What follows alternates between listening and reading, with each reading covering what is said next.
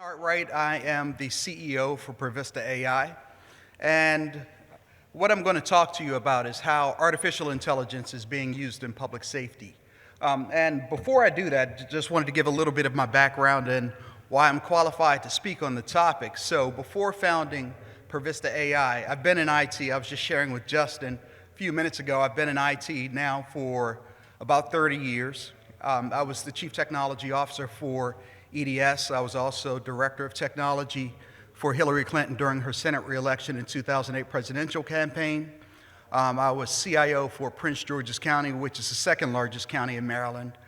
CIO for WSSC Water, which is the 8th largest public water utility in the country.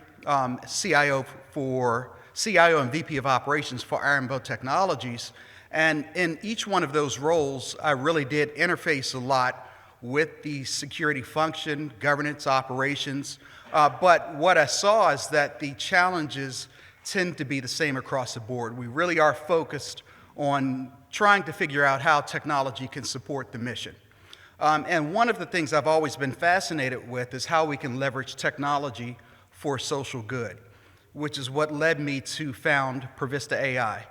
The reason I founded Provista AI is, of course, we know that there is an issue with proliferation of firearms being used in negative cases across the country, and I am definitely pro-Second Amendment, but I do believe that guns shouldn't be in certain places. Places like schools, hospitals, where we have seen high-profile things happen. An example of that was in May of 2023 in Prince George's County, where 3 teenagers ran onto a school bus and attempted to shoot another teen. Thankfully, that gun jammed, but because of that, we went out on a search to see what technology could do to keep that from happening again in the future, and settled on using artificial intelligence to take video streams from surveillance cameras to detect guns and notify police automatically. That happens through emails, it happens through text messages, then of course in the platform itself.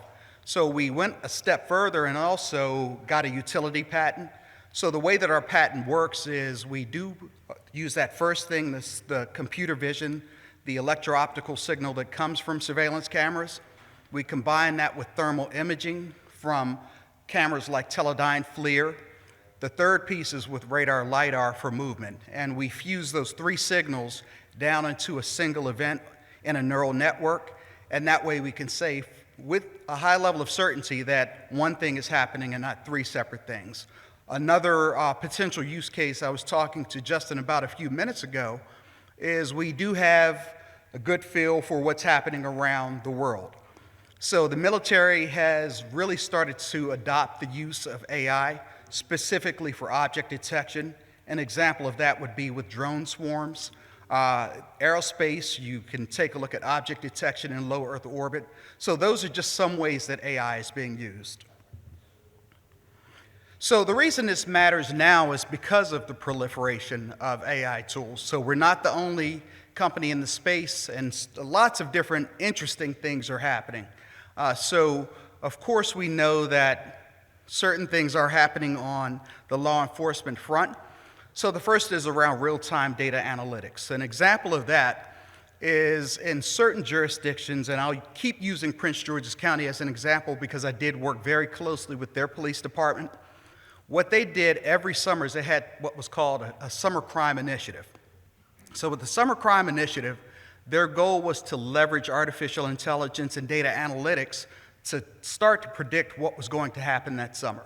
So that's one way that artificial intelligence, when combined with data analytics, is being used. The second is around gunshot and anomaly detection.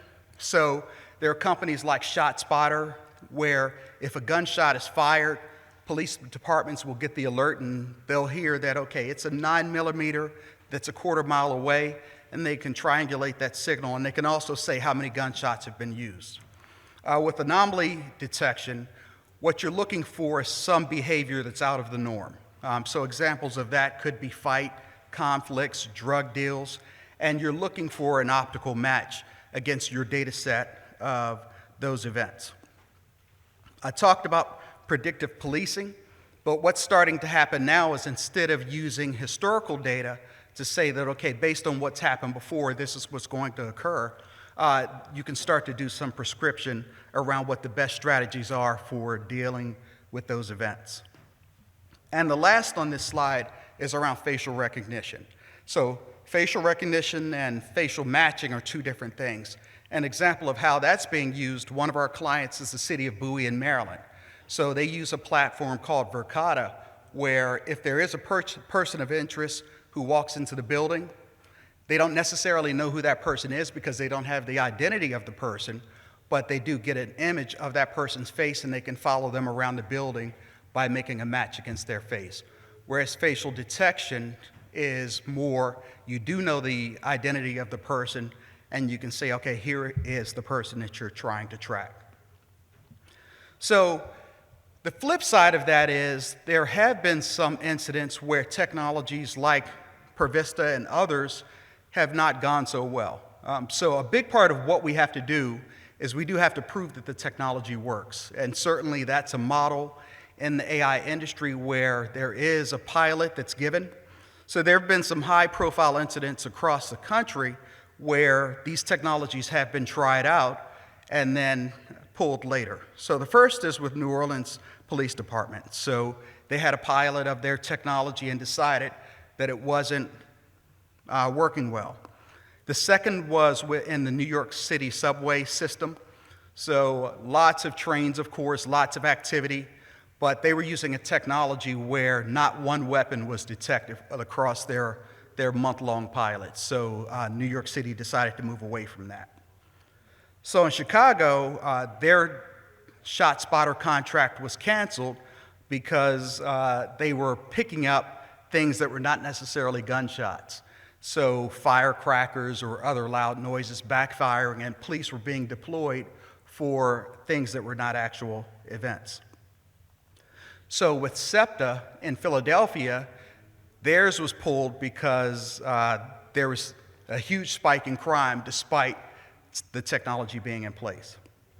And the last is with Baton Rouge. So technologies like ours can be cost prohibitive because what tends to be the norm is you charge per camera or per device per month. So if you have thousands of cameras, you can imagine what the price tag is. And that worked against Baton Rouge in Louisiana, and they canceled the contract because they needed to make budget cuts. So, of course, there are lots of different things that happen that are good with technologies like this. It does allow police to respond quickly. It does allow departments to be a lot more efficient. An example of that is with the city of Bowie. So the city of Bowie has a limited number of police officers. So what they do is at night, they fly drones. So they don't have to use police officers to police the city. And what happens is they're using the feeds from those drones and feeding into our platform because we can work with drones and cameras. And we're able to say if there's a drone up there and the person themselves, they don't see it, the officer doesn't see it, our technology will pick it up. So just an example of how technologies like this one can help with limited resources. Now, the flip side of that, the trade-off, is that, of course, negative things can happen with technologies like this. It is just coding. It doesn't have the judgment that people do. So a few different things that can happen. Of course, we are monitoring 24/7. So the human in the middle component is important. So what we do to deal with that is we actually, when we do get an alert that there is a firearm detected, we have a 24/7 operations center. And we're looking at each image when there is an alert and making sure that it is a firearm. Because the reality is sometimes there are false positives. An example of that was we were being featured by CBS Baltimore, and the guy walks into our office with a camera tripod. Well, the software went crazy because it confuses the camera tripod with a gun. And certainly that can happen in the real world as well. We had a similar incident down at the very beginning down in Brazil. So we do some work down in Sao Paulo. And what we're doing down there is protecting their elections. And what happened is there was a person who was riding his bike to the polls, and the handlebars on the bike looked like a gun. So these are false positives. So that is something that can occur, certainly. Another is with data sharing. So there is not a lot of legislation around this, so there are not restrictions in terms of what happens with the data, and we'll dive into that one some more as well. So one of the big things is with facial recognition. I talked about the difference between facial recognition, detection, and matching. There is the potential for misidentification. So there have been incidents where that has occurred. An example of that, there was someone who was arrested, and the reason he was arrested is because there was an alert put out that there was a black male who was suspected of committing a crime. Well, the issue was the person who was arrested was an Indian male, but because they had the same skin color, the software confused the two. So the way that our technology, another feature in our technology is what we do in order to be able to build our data sets is we put thousands of images into a database. So these are images of guns, but we also go a step further and put images of people. And we say, okay, we try to make an assumption, okay, this is a black male, this is an Asian male, so that we can provide some additional descriptions in terms of what is happening. But the reality is, depending on who's doing the tagging of those images, the assumption about what a person's nationality or racial demographics can be wrong. So we have someone who's in the Philippines who is also helping out with the tagging, and her interpretation of what a racial demographic is a little different from here in the US. So those are ways that technology like this can go wrong. And the last piece is, a lot of times these technologies by police departments are put in without anyone in the public knowing. The police are doing their job, and of course, their goal is to keep communities safe, but the reality is, a lot of times things can go a little bit too far. So it's important to make sure that public consent is in place. So the next one, I talked about anomalous behavior detection. So I know many of you remember the movie Minority Report, where we were predicting what technology was, what crimes were going to occur, and the person was preemptively arrested. Well, we are definitely working on that model. We are trying to do that. But the reality is, when you're predicting what could occur, you can be wrong as well. So it's careful to make sure that frameworks and models are put in place to make sure that you're not making the wrong assumption about what you think is going to happen. So in terms of governing technologies like this, I mean, there are, of course, frameworks that certain people have tried to put in place, but there is no federal standard in the US in terms of how these technologies are governed. So in the EU, there is GDPR, and we tried to replicate it in certain places. The most obvious example is in California with the California Consumer Protection Act. CCPA, they were the first. There are others like Illinois, there's New York, who has put something in place. And Maryland tried to get something past this legislative session, but it didn't pass. So that leaves a wide open field in terms of how people are governing these technologies. And one thing that just came down recently is that the regulations at the federal level in the US are being relaxed. So that leaves a lot of room for interpretation. So with that said, we really have an opportunity to say how these technologies should be used. And the way that we can do that is by combining different groups together in terms of making sure that certain standards are in place. Same way with cybersecurity and IT, you're looking at confidentiality, integrity, availability. You can do the same thing with artificial intelligence as well. So ways to do that is by privacy by principle, and what that means is that you can make sure that as these technologies are put into place, you are considering privacy at the bottom level. And that's where government comes in. So government has a challenge in terms of hiring AI people, but certainly there is an opportunity for government to make sure that these tools are taking privacy into account. You can also make sure the data is at the edge of devices instead of saved into storage mechanisms. And the last is to really be careful in terms of how long you're keeping that data. So I mentioned the different groups that are responsible for making sure that there is privacy. Of course, there's the developers themselves, but government, of course, has a role. and industry does as well, but also privacy.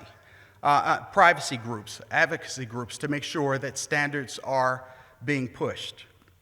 And the last is, as these things are being put into place, to make sure that you're clearly communicating how these are being used and where you're planning to go. So we've covered a few different things, but what I'd like to be able to do is to start to have a conversation about this in terms of where we can make sure that technologies like this can be effective. So there are, of course, all of the cybersecurity experts that are here. Right now, artificial intelligence has not taken a lot of cybersecurity into account. There is certain things that are happening at the application layer, but the reality is in terms of how the technologies are flowing, that really has not occurred. So, what I'd like to do now is to open it up to a few questions and to really dive into this a bit. I know that there is a lot of curiosity about AI, but what I'd like to be able to do is to really get your feedback in terms of where we can be a little more effective. Thank you. Questions? In the back, and then we're going to come back up here.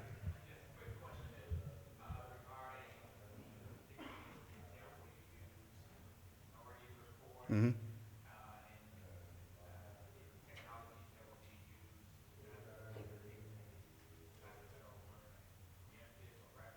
Right, predictive, yep.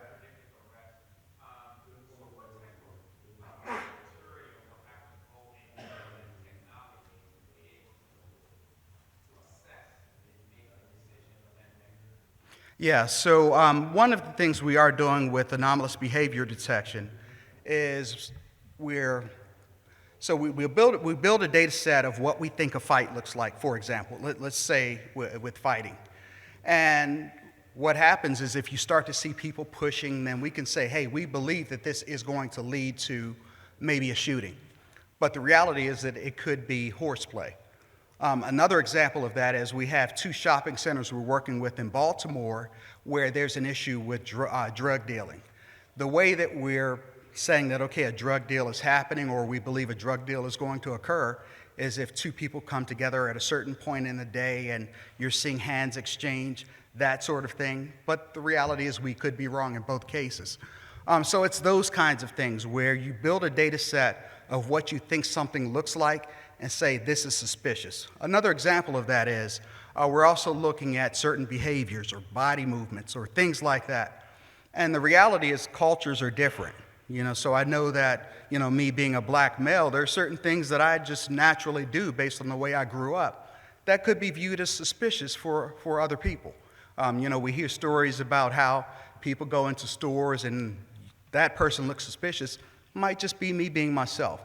So that's where you have to be careful because you are building a data set that's taking a look at certain behaviors and saying, this is something where I think a crime is going to occur, so let's take action. So we still have a long ways to go because you really have to account for all of those cultural differences. So something that's suspicious with one person is not necessarily suspicious with another. And that's where there's still a little bit of room for interpretation. So the way to really deal with that is to say, okay, here's something you might want to pay attention to, but take no action. So that's where, that you go the next step when you're saying take an action, that starts to become autonomous. So we can certainly flag something, but we don't take an action until we're sure that it's going to occur. So in our software, we have a confidence level built into it as well. So we'll say, hey, we're 60% sure that it's this thing. So if it goes above a certain threshold, then you can start to take action. So there are different things that you can do to make sure that you are accounting for what's actually happening and not what you assume is happening. I think I saw another hand. So my question will play on his a bit. So my mind went to Minority Report, Precog. Where does Fourth Amendment protections fit into software like this? Well, right now, so what has come back is it really doesn't. So the Trump administration said they want to relax regulation. So that really does free it up across the board, which means the software developers, they're free to do whatever they for the most part. Within reason, you're free to do whatever you want. But that doesn't mean that that can't happen at the local level. So certainly the local level has the ability to put their own legislation in place to be able to govern technology like that. So from a corporate responsibility standpoint, where do you place your responsibility as a CEO of this company to maintain that? Yeah, that's a great question, and one that I struggle with, to be honest. So like I mentioned before, we're not the only player in this space. So right now, a good example is we got some legislation passed in the state of Maryland this past session, which ended at the beginning of April, where every school system across the state of Maryland has to evaluate technology like ours. So it's House Bill 782. It's a study on how to prevent deadly weapons in middle schools and high schools. The reality is, a lot of other companies know about that legislation as well, so it's a race to get to as many schools as possible. Now, what we do try to do is we're using certain methods in the background to make sure that we're not having an unintended bias towards detecting certain people or certain things. So that is built into ours, and we use it as a selling point. We speak to it, but the reality is, in certain places, they just don't care about that. They just want to know if the technology works. So what we try to do is we try to use it as a selling point. So it really is a struggle, because it is a race to put in features, it's a race to get market. So unless you have a CEO who, I will say I'm the only person of color in the space right now. So we were featured in Fortune magazine, and that's something they pointed out. The reason that's significant is because I know that communities of color tend to be hit by this a little bit more, and certainly we're the ones who are arrested. So I carry that around, but at the same time, you try to balance that with also the fact that we are venture-backed, and we have a responsibility to our shareholders to carve out as much market share as possible. So we just try to make sure that is built into it. And the way that we deal with that also is by making sure that our developers are reflective of society. That's important because I mentioned before about anomalous behavior detection. So making sure that things that we're flagging as suspicious, we know that maybe it is or it isn't. But it's important to have diverse, and I know that's a bad word right now, but it is important to have diverse development teams that are building these tools. And the last piece is government does have a part to play in this. I think the government should be asking, what are you doing to make sure that the results are fair? And one thing I do want to really dig into is there is, of course, a lot that's said about bias in AI. Well, the reality is that bias is a part of AI. So we have a bias towards detecting guns. The challenge is unintended outcomes from that bias. So that really goes to your question. So if we are going towards our bias towards guns, how can we make sure that there is that it's fair in terms of what's happening? And the way to do that is to make sure that we are exposing how confident we are, how accurate we are, and how often we're wrong. But governments can make sure that they're dictating that those kinds of things are public, because I don't think that corporations are going to do it on their own. Question back there? Yeah, with respect to systems like this, I obviously don't know a whole lot about these. Is the goal to be able to give first responders a little bit of an advantage, a couple minutes detection, early detection? Is it to stop crimes? Is it to serve as a deterrent if criminals know that an area is being monitored? Is it all of the above or something else? I just want to get your perspective on kind of what does winning look like in this, with this problem? It really is all of the above. So we do cut down by as much as 50% in terms of response time. So our SLA is that we get the alert, so the alert comes almost instantly, but that we take a look at it, say, okay, yes, this is a gun, and get it to police in under 2 minutes. We never take 2 minutes. It takes about 30 seconds, so it does cut down on the deployment time. So the last piece is we also do want to use it as a deterrent. So an example of that is in 2023 at Bowie State University, they had a shooting during homecoming. This was a week after Morgan State University had a shooting at homecoming. And there were a bunch of shootings at homecoming this past school year. So fast forward to 2024, Bowie State University used our software for homecoming. They had no shootings. But it wasn't because we detected any firearms. What we did is we put signs all over campus saying that firearm detection is underway. So similar to what you do with ADT, where you put that sign out front and say protected by ADT, doesn't mean you don't get robbed, but at least at the same time you know that they're doing something. So we are positioning it as a deterrent. So the other piece is real-time situational awareness with if there is an event occurring. So I know many of you remember what happened in Uvalde. I think that was in May of 2022, where 300 police officers converged on that high school and didn't do anything because they weren't sure what they were responding to. So with software like this, what you have the ability to say is that, okay, we know that there is one person on the 3rd floor, but he has an AR-15. So in Uvalde, they had no idea what was going on, so they kind of hung back until they were sure. So it does provide real-time situational awareness too. So it's multiple things that it's trying to do. But we do position it as a deterrent, certainly. Can I ask a follow-up? Sure. What's like a good true positive rate? So we are 100% on detecting guns in terms of whether, so we also say whether it's a long gun or a short gun. So now where the rate comes into play is how sure we are it's a short gun or a long gun. So the confidence level is not that it's a gun, it's that it's a long gun, because the response for an AR-15 is going to be very different from the response from a 9mm. So that's where there's a little bit of ambiguity, but in terms of detecting a gun, it's at 100%. Other question?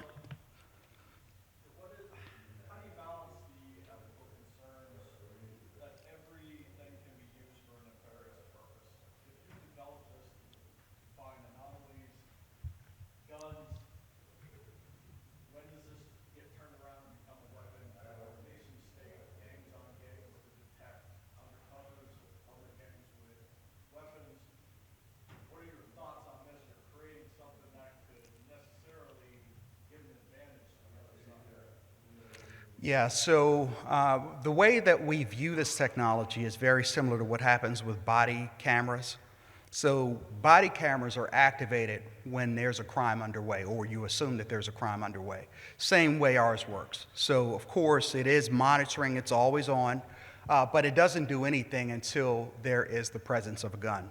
And we have the ability to do concealed weapon detection, but that's not something that we offer.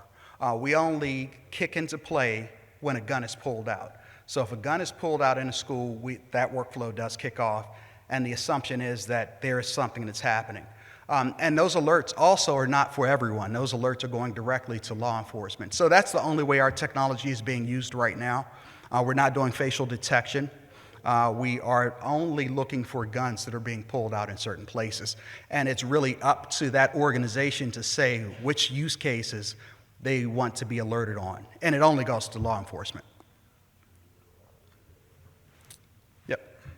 You had a slide up about privacy-focused organizations, so my mind was going to like EFF, things like that. Can you talk about your partnership with those organizations and generally what kind of an impact you've seen them to have in this space?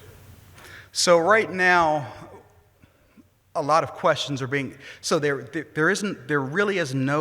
guidelines right now because we're still so early in the process.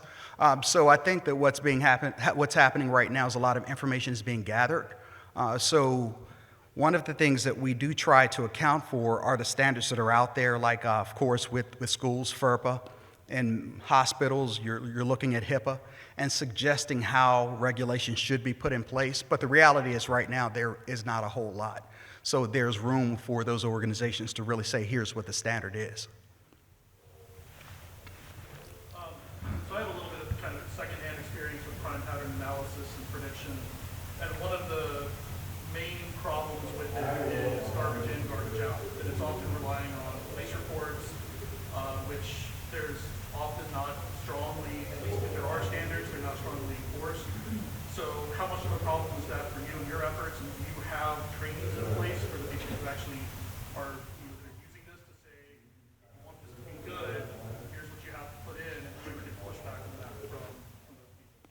So right now, we're not using much police data, and I'll qualify that by saying part of what we're trying to do is to make predictions about what the outcomes are going to be for crime in a certain area. I also shared earlier that one of the things we have done is we partnered with students at Bowie State University, and they were looking specifically at the city of Bowie to say that, okay, if crime starts to tick up a certain percentage, then we know that this is going to be the impact on mental health. So we're building models based on it, but we're not actually taking any action.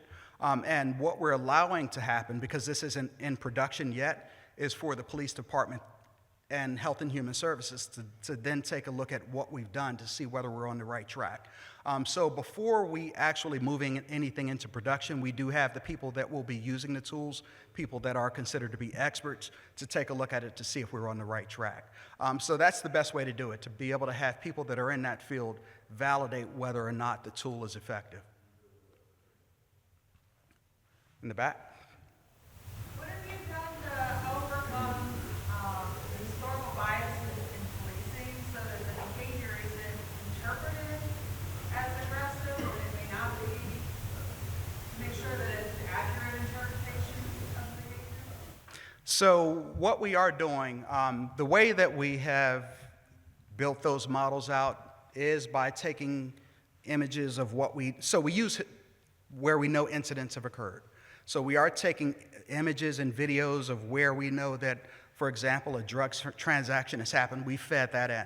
And we're also not really looking for certain racial demographics either, but we do introduce other data in to say that, okay, we know that in this area, let's say 50% of the arrests have been this demographic. And if what we're flagging is above that percentage, then we know that we need to make adjustments. So we are augmenting it with other information to say, historically, here's what happened. So if what we're reporting doesn't match up with that, then we know we need to make adjustments. But how do you know the historical reporting isn't a problem? That it was policing of a certain group, that's where the rest were made, but maybe that wasn't, there were problems in other parts of town too. So we haven't gone that far yet, just being perfectly honest with you, because we have been challenged to look at certain areas where certain things are occurring, and we're saying, okay, here's what we see.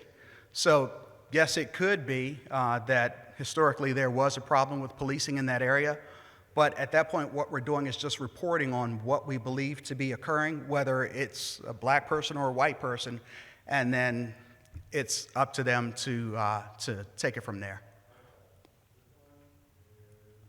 Other questions? In the back?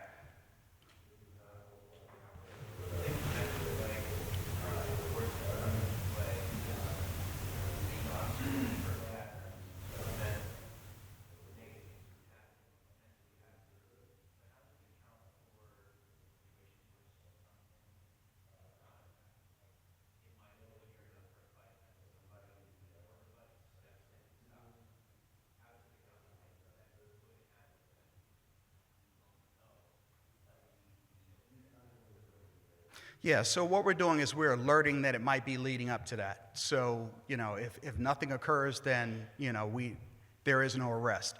But it allows police to respond more rapidly. So if it isn't a fight, then nothing happens.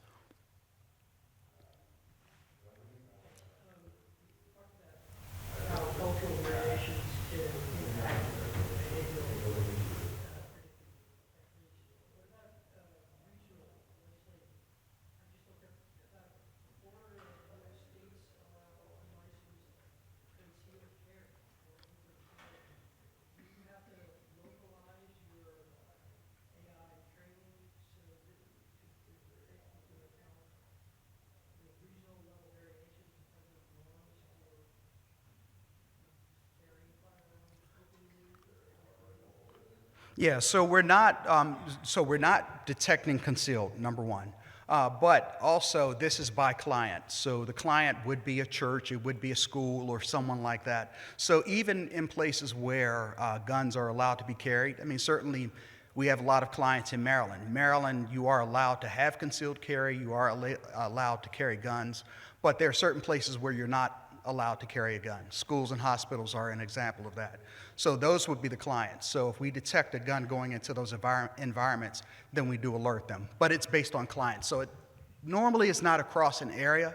The exceptions, we are starting to work with cities, and I would speculate that we probably will not be in places like Texas where, cities in Texas, but certainly we do target organizations where they don't want guns to come. Another example is the Baltimore Orioles are a client of ours.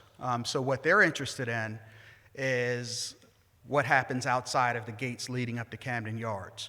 So another incident I'm pretty sure many of you remember is years ago in Las Vegas at Mandalay Bay, there was a guy who was in a hotel and fired down into the crowd of concert goers. The Baltimore Orioles are very interested in a scenario like that. So what we're doing is we're taking a look outside of the gates, and there's a hotel right next to Camden Yards, and that's what we're focused on, to make sure that there are no guns that are there. So the use cases tend to vary by client, but it's always going to be where they don't want guns to be. Yep.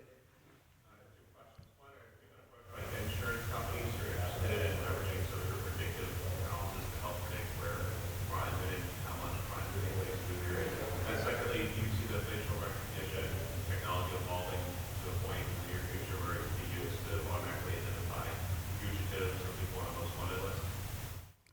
So first, with insurance companies, they're already doing that.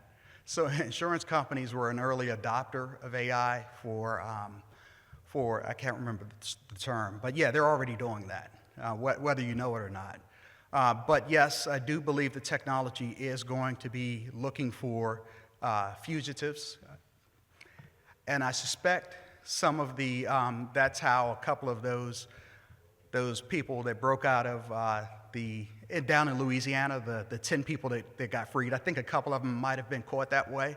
It hasn't been publicized, but absolutely the technology is going to be doing that, for sure. Saw another hand in the back.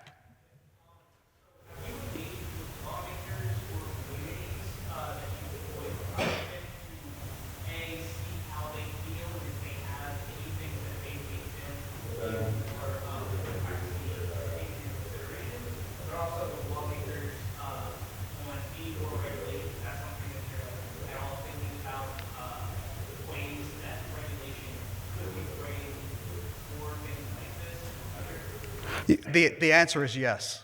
So we're headquartered in Maryland, so I'm always out in Annapolis testifying in favor or against certain regulations. So we are for regulation, but we just want to make sure that we're still able to operate at the same time. So we are very active. And to that point, we have hired lobbyists who are working with us to make sure that the legislation is moving it forward in a responsible way. So yes, that is something we do, and we're not the only ones. I mean, I believe that my two biggest competitors also do the same thing, and the goal is to make sure that we are using the software responsibly, and that we are developing to make sure that we're helping and not hurting communities. So I know two biggest competitors are Zero Eyes and OmniAlert, and they both have communicated a similar message that because that question comes up all the time in terms of privacy, in terms of certain communities, and we all say the same thing. And I can see, based on what has happened, that it is being developed for the most part the right way. The concern really is not on firearm detection, because that's for the most part black or white. Either there is a gun or there isn't. The challenge really is going to be on the anomalous behavior detection side, and that's still so early that there is room to really make sure that there are some guardrails put around to make sure that certain communities are not impacted. But we're at the very beginning of that.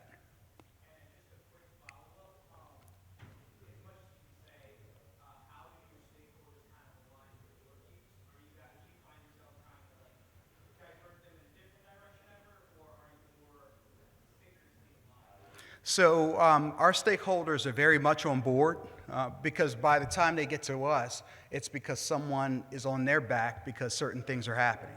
So I mentioned the shopping centers in Baltimore.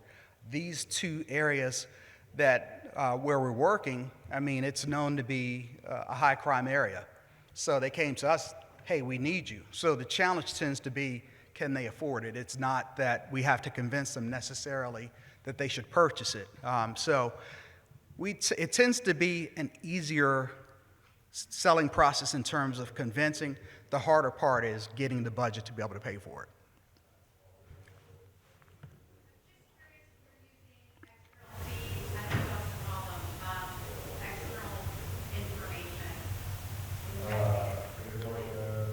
So we use external video feeds in some cases. So we do work with existing surveillance cameras. So what we do is we pull in what's called a real-time streaming protocol link, RTSP, but we can also work with real-time media protocol, RTMP. So we can pull those in. So we can use cameras anywhere. We could use cameras here as long as we're able to pull that link. So we are using that. In some cases, we are pulling, there was a question earlier about statistics that might have been a little off in terms of policing. In some cases, if we are pointed towards a data source, we might pull that in as well. So yes, we are pulling certain data feeds depending on what it is.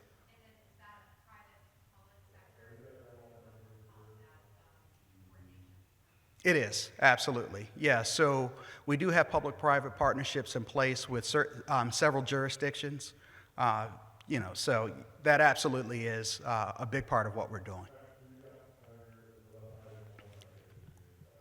Yes, two questions, and not to get political, but you mentioned lobbyists, so I'm curious, what does the NRA think of this technology?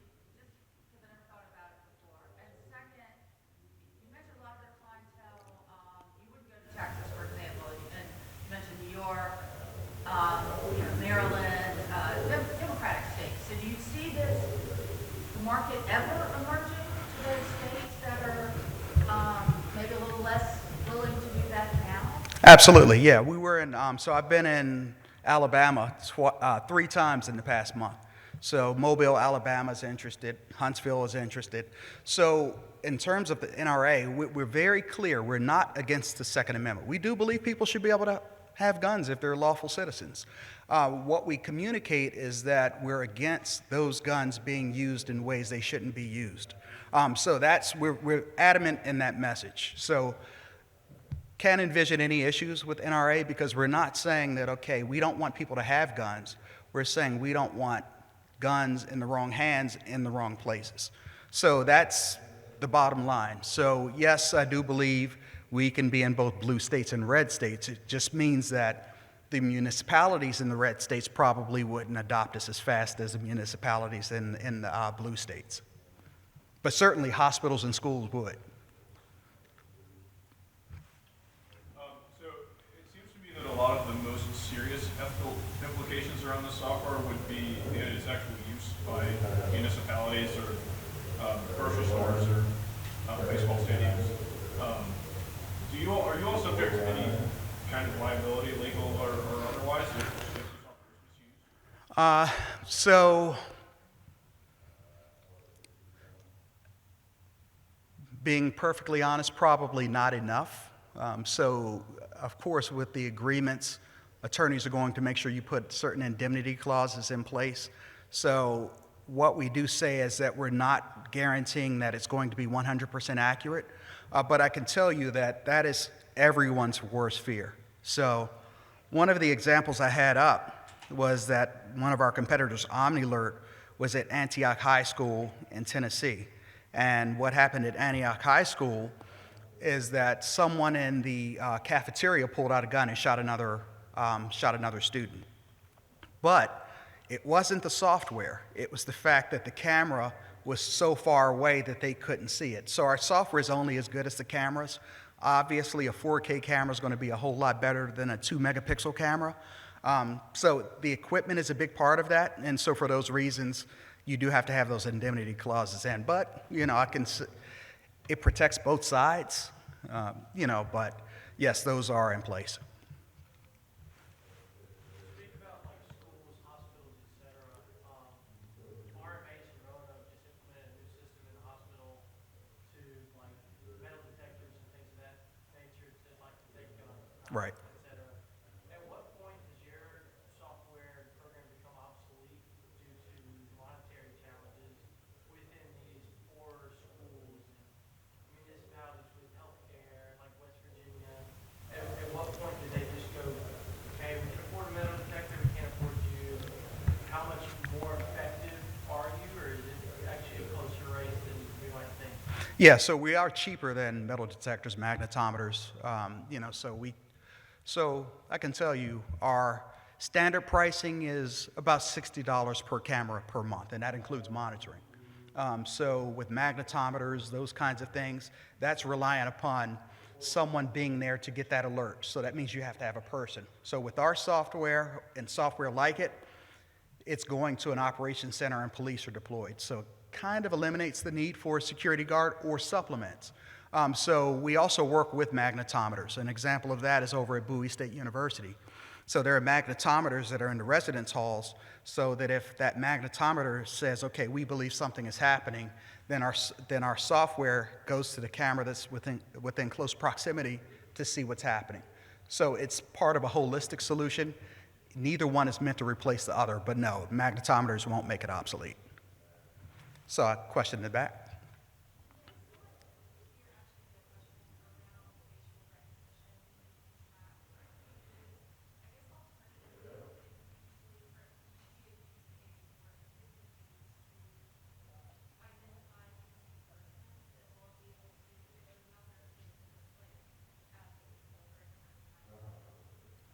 So certainly, yes, it could be used for missing persons where you have an image.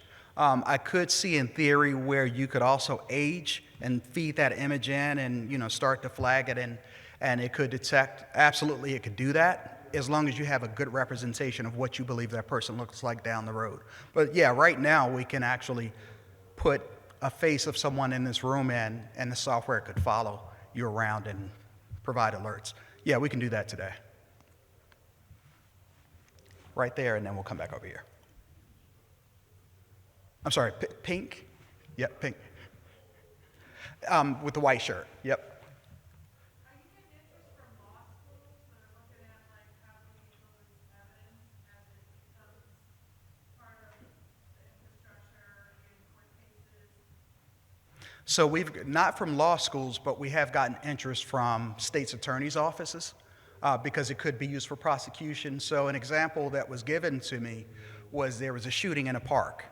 And, they had the hearsay, okay, here's what happened. And they said, your software would have been great right there because then we could, So what tends to happen, of course, is they go back after the fact and they look at footage and either it's there or it isn't. That's happened a lot. But yes, from state's attorney's offices, they are interested in this helping with prosecution for sure. Saw another hand? Yep. Are you thinking to include fraud detection? Because what we see in the news, like how countries, some countries, they still suffering or things wrong, and especially in borders where we like weapon exchange, drug exchange, and they know that radars or any military equipment cannot detect it because they turn on the signal with reflection, right? The second question is, how can we get with that? Like, I work in several ideas. My problem is I cannot get like very high accuracy because I don't have enough data. We know that more data, more accuracy. So can you give us some like resources to get some statistics? I'm sorry, I missed the first one. What was the detection you asked about? Brawn? Oh, drone detection. I'm sorry. Yeah, absolutely. We are doing drone detection right now. And this isn't a secret, so I can say it because it was a public solicitation. But yeah, so we are doing drone detection for the military. One of the things I shared before, this really isn't a secret either, but I just found out about it recently, is that, and not to get political, it's just the fact of what's happening, that China is building 1 million drones right now, and their goal is to send those drones in swarms of 10,000. And there is no system on Earth that could stop that from happening if it gets close enough. So yes, the military is very, very interested in detecting those drones very far away so they can take action and prevent that from occurring. So we do that. That's one of the things, that's how our patent is being used. So, all right, good. I got the STFU, so. Yeah, but I'll be around for more questions, but to answer that question, yes, we are doing drone detection as well. Thank you.